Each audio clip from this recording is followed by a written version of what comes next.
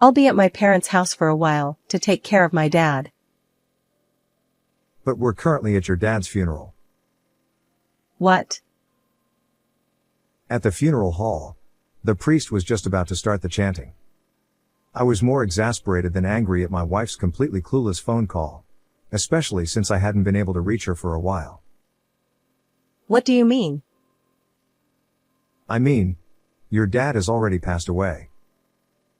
No way! Even over the phone, I could tell she was visibly shaken. She didn't realize that the lie she had been telling, which might have worked if her father were still alive, was now completely useless.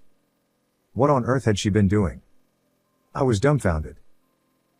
My father-in-law, James, was my former boss and the person I trusted the most. He was not only diligent at work but also a very kind person in everyday life. It was through his introduction that I met my wife, Rosemary. Rosemary was a bit of a sheltered girl who didn't know much about the world, but when we first met, I found that endearing and married her.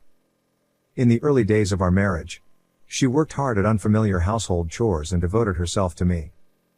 We were blessed with a son and had a happy family. However, as soon as our son graduated from college and started working, she completely abandoned all housework and started going out frequently. I thought it might be a reaction to raising our child, so I overlooked it. But then, my father-in-law collapsed. I'm worried about my mom being alone, so I've decided to help take care of my dad too. Since then, Rosemary stopped going out and instead started staying at her parents' house half of the week. I was very concerned about my father-in-law, but at that time, I was extremely busy with work and frequently traveling overseas. I couldn't even find time to call due to the time difference, and I felt guilty for leaving all the care responsibilities to Rosemary. I'm really sorry I can't do anything for your dad, even though he's done so much for me. It's okay. I'm really grateful that you care so much about my dad. Are you okay with the caregiving expenses? I can help out a bit if you need more. Thank you. My mom was a bit worried about it. That would really help. This is the least I can do. Then, can you give me $10,000 for now? What? That much? You just said you'd help with the money. Since we no longer had to pay for our son's education, I didn't mind providing the money, but I was surprised by the large amount she requested. Okay, but what do you need that much for? Didn't we renovate your parents' house to be barrier-free last year? Yes, but we need to buy a caregiving bed and other things. I see. At that time, I cashed out a fixed deposit and gave her $10,000. However, she kept asking for $1,000 or $2,000 more for caregiving expenses. Since I had offered to help, I felt reluctant to question her too much, but I was still concerned about the frequent large expenses. The average caregiving cost is $700 to $800 per month according to the internet. So what is she spending it on? I should have contacted her parents' house to ask, but I was too busy with work. I kept postponing it, thinking that by providing the money, I was also participating in the caregiving. One day, after returning from a week-long overseas business trip, I'm home. Oh? Was today the day you were coming back? I returned home a bit earlier than planned, and my wife rushed into the living room, out of breath. I thought you were at your parents' house taking care of your dad today, Rosemary. I have to come home sometimes, or the housework piles up. Thanks for that. But what's going on? Your hair is messy, and you're sweating a lot.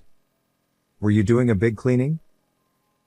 Yes, I thought I might as well rearrange the furniture. Then I'll help you. You just got back from a business trip and must be tired. Why don't you go to a nearby cafe and relax until I'm done cleaning? It's fine. I'll help. No, that's not necessary. Please, go out and take it easy. She insisted, so I went to a nearby cafe, but something felt off. Why can't she clean if I'm here? It felt like she didn't want me in the house. Could someone have been here? No way. I had a bad feeling. Hey, I got a call from my parents' house. They want me to come over today. Is that okay? Right now? As I was sipping my coffee and feeling uneasy, my wife called. My mom threw out her back. She wants me to help take care of her. Threw out her back? When? A couple of days ago, but I didn't want to worry you while you were overseas. I see. But weren't you in the middle of a big cleaning? That's done. I need to hurry, so I'm sorry. Before I could say anything, she hung up. I rushed home to find the house empty. Despite her saying she was doing a big cleaning, there were no trash bags, and the house looked the same as before. I decided to call my mother-in-law, and her response was unexpected. Hello. Actually. Michael, I'm glad I reached you. James is in critical condition. Come to the hospital right away. I hurried to the hospital she mentioned. If it's such a serious situation, why didn't Rosemary tell me? My suspicions about Rosemary grew even stronger. When I rushed to the hospital by taxi, my father-in-law had already passed away. I was shocked and tears welled up in my eyes, as I couldn't be there for the final moments of someone who had been so good to me. I'm very sorry about James. I'm sure he was happy that you came. But Rosemary... To my surprise, Rosemary, who was supposed to be taking care of her father in place of her mother, was not at the hospital. I've been trying to contact her multiple times. But Rosemary was coming to take care of James every day, right? Rosemary? She hardly ever came. What? But she stayed over at your house many times and I gave her a lot of money for caregiving expenses. What are you talking about? We looked at each other in astonishment. She said she needed to buy a caregiving bed and other things, so I've given her about $30,000 so far. The caregiving bed is rented, and we use caregiving insurance, so it doesn't cost that much. Besides, we have savings, so there's no need to borrow money. I see. Where had Rosemary been going, claiming she was caregiving? And what had she been using the money I gave her for? In any case, I helped my mother-in-law with the funeral preparations. There were many things to do, such as arranging the funeral and contacting relatives, and time passed by quickly. Of course, I tried to contact Rosemary many times during this period, but her phone seemed to be off, and I couldn't reach her at all. Before I knew it, the day of the funeral had arrived. In the family seating area, it was just my mother-in-law, my son, and me. Many relatives who came asked, "Where's Rosemary?" But I could only give vague answers. Then, just as the priest was about to start the chanting, Sorry, but it looks like I'll be staying at my parents' house for a while longer to take care of my dad. Rosemary, who hadn't answered any of my calls, called me in a carefree voice. I might not be able to come home for another week. Sorry. Really? My dad's condition is worse than I thought, and I'm worried. I see. It's a shame that I can't spend time with you while you're in the US. That's fine.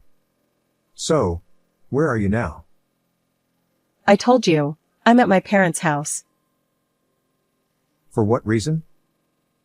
What are you talking about? To take care of my dad, of course.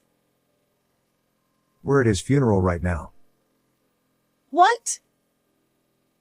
Rosemary was silent for a few seconds, seemingly unable to comprehend the situation. Hey, are you listening? Your dad has passed away. No, why? Who have you been taking care of? I'll come right away. Just tell me the location of the funeral. Finally understanding the situation, Rosemary's voice was frantic. Ah, you don't need to come. Why not? It's my dad's funeral. You haven't been reachable at all. So what are you talking about? My phone was broken. I couldn't help it. Just tell me the location. The priest is about to start the chanting, and you'll just be in the way. How can you say that? Fine, I'll ask my mom. Your mom said not to come. No way! Anyway, I'm busy. Bye. Ignoring her as she tried to say something else, I hung up the phone. Actually, I already know where Rosemary is and who she's with. Dad, I saw Mom walking arm in arm with a man. Liam told me this when I was frustrated about not being able to reach Rosemary. I saw her last month at the location of my company's new employee training. I was curious and followed them, and they went into a hotel. Liam awkwardly took out his phone and showed me a photo. You've got to be kidding me. I thought she was away taking care of James. Right? I was shocked too. But I didn't want to tell you until I had more evidence. You were thinking about that? Yeah. Working is tough, you know. Since I started my job this year, I've realized how hard you've worked for us. I can't forgive Mom for betraying you like this. I was surprised that my son, whom I still thought of as a child, had been thinking about me in this way. You've grown up, Liam. Of course. I'm an adult now. That's true. So, did you find any evidence? Yeah, absolutely. You know I bought Mom a new phone with my first paycheck, right? I remembered Rosemary being so happy about it and bragging to me. No way. Yes, way. Mom is terrible with technology, so I set everything up for her. I installed GPS to track her location and set it up so I could see her messages on my computer. You managed to do all that? I'm a programmer at my current job. This was easy. I was impressed by how reliable my son had become. When I saw the evidence he had gathered, I was stunned. Her affair partner is this guy? And they're on a trip to Hawaii right now. Can you believe it? They're supposed to come back tomorrow, so she might call during the funeral. Just as Liam predicted, Rosemary called in the middle of the funeral. The predictability of the situation made Liam and me exchange looks of exasperation, and I almost burst out laughing. But I held it in, knowing it would be inappropriate. My brother's wife, thinking I was holding back tears, gently said, "Don't lose heart," which made me feel even more guilty as I nodded silently. After the priest finished the chanting and we were about to close the coffin lid. I'm sorry I'm late. Dad. Suddenly, Rosemary burst into the funeral hall with tears streaming down her face. She immediately clung to her father and began to cry loudly. The relatives who didn't know the situation felt sympathy for her, but my son and I were just exasperated. We let her cry for a while, but Rosemary wouldn't stop and kept clinging to her father.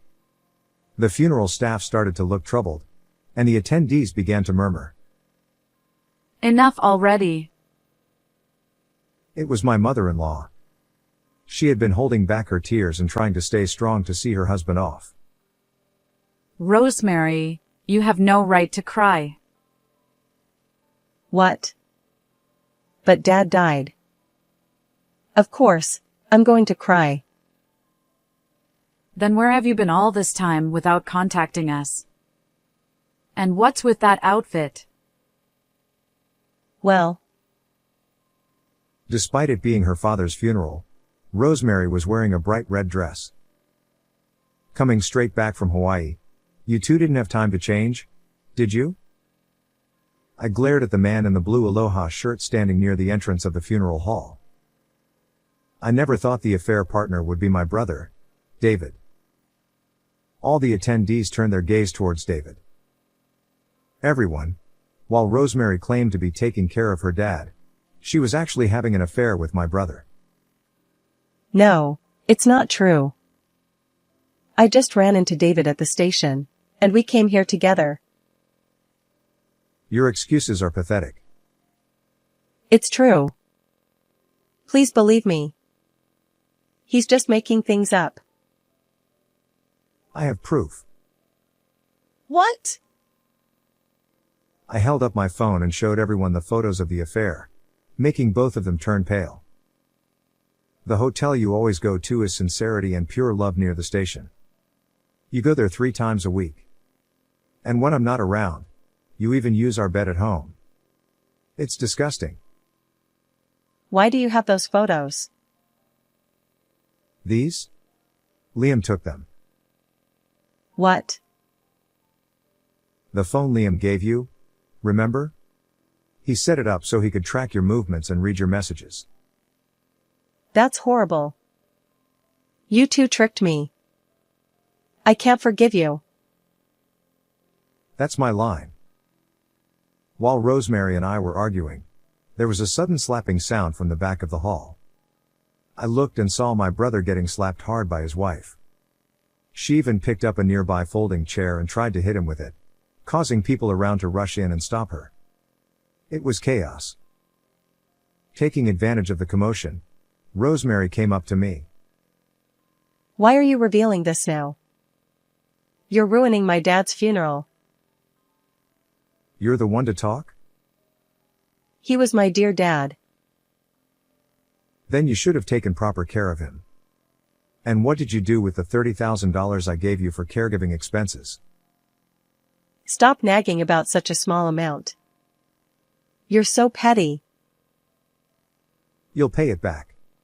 And I'll be getting alimony too. Alimony? Of course.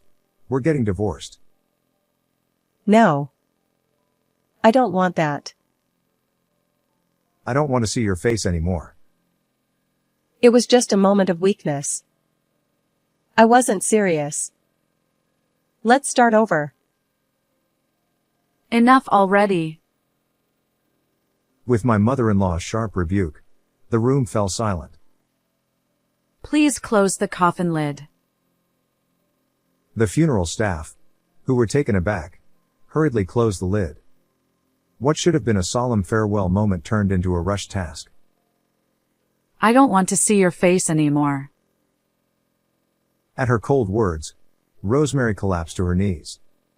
David too was left staring blankly into space after his wife declared she wanted a divorce. After that, we left the two of them at the funeral hall and headed to the crematorium. Thus, Rosemary and I divorced. Since she had no savings, I didn't ask for alimony, but I did kick her out of the house without any share of the assets. As for my brother David, he paid me $30,000 in alimony in one lump sum. David's wife also demanded alimony from Rosemary. Moreover, David was fired from the company where his wife's father was the president. With nowhere else to go, the two of them started living together. But since they were only interested in a fling, it didn't work out, and they soon separated. Rosemary contacted me once after that. Aren't you lonely being alone now? Let's get back together. I was appalled by her selfishness and felt relieved that I had divorced her. Recently, my son has started living on his own, but he occasionally comes back to share a drink with me. On the monthly anniversary of my father-in-law's death, we visit my mother-in-law together.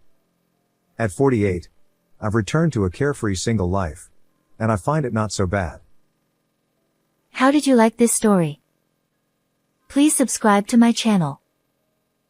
See you in the next video.